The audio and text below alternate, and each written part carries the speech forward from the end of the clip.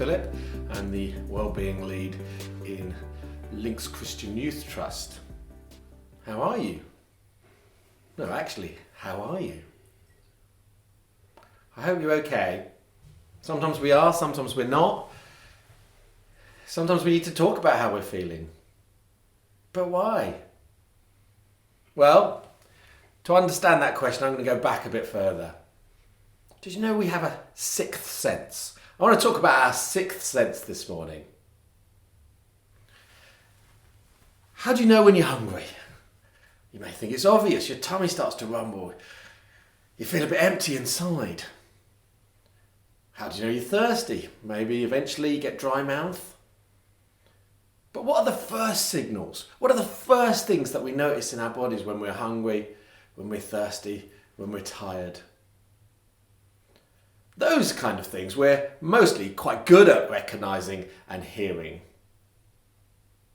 The sense of hearing, responding to and regulating our own body signals is called interoception. Interoception, that's our sixth sense. Our own sense of ourselves, of what's going on inside, physically, emotionally. Because here's where it becomes interesting. Our interoceptors, our sixth sense, doesn't just listen to physical changes. It can listen to mental changes, emotional changes. And the reality is we're not all as attuned to these things as each other. Some people become more attuned to their interoceptors, to their body system of recognizing and managing these things. We can actually become better at listening to these elusive signals the more that we do them. One of the things that will affect your emotional health over time will be how good you are at hearing and listening to your body's sixth sense of how well you are quickly. The good news is we can become more attuned to these things. We can become better at it.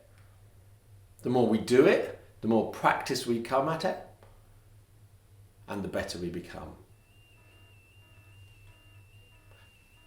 Can you hear that?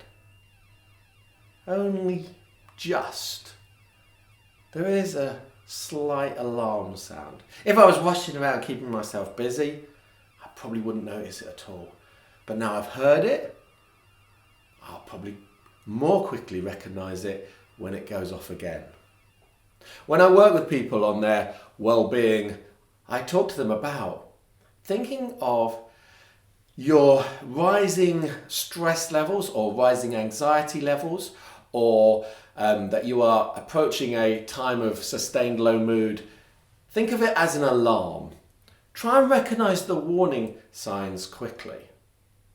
I myself struggle with anxiety. I say struggle with anxiety because I'm used to saying that. But the reality is, nowadays, I wouldn't have it any other way. I genuinely wouldn't get rid of my anxiety. I've got very used to thinking of my anxiety as an alarm. I listen out for it, and it helps me make the changes that I need to keep my life in balance, to keep my well-being as good as I can have it. My anxiety is an alarm to me, and I like having it there, and I've got used to it, and I wouldn't get rid of it. I wasn't always that good at listening to it. There was a time when I was terrible at listening to it, and so my anxiety just rose and rose and rose. There were certain things that I would never have noticed on my own. Somebody once pointed out to me that they knew when my anxiety was on the rise because I hummed a particular tune. And I would literally always hum this same tune when my anxiety was on the rise, and I never noticed it.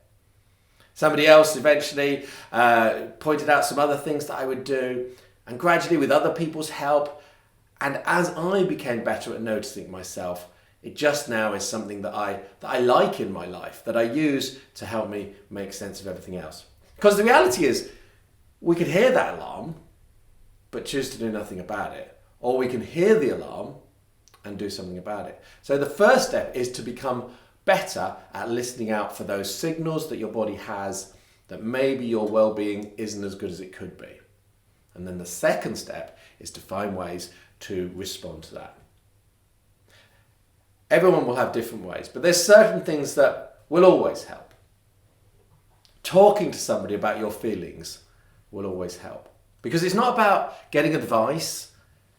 When we talk about our feelings, we're able to unravel them. We're able to reflect on them. We're able to make sense of them. We're able to bring some calm into that alarm. Another thing that can do that is rest, regular rest.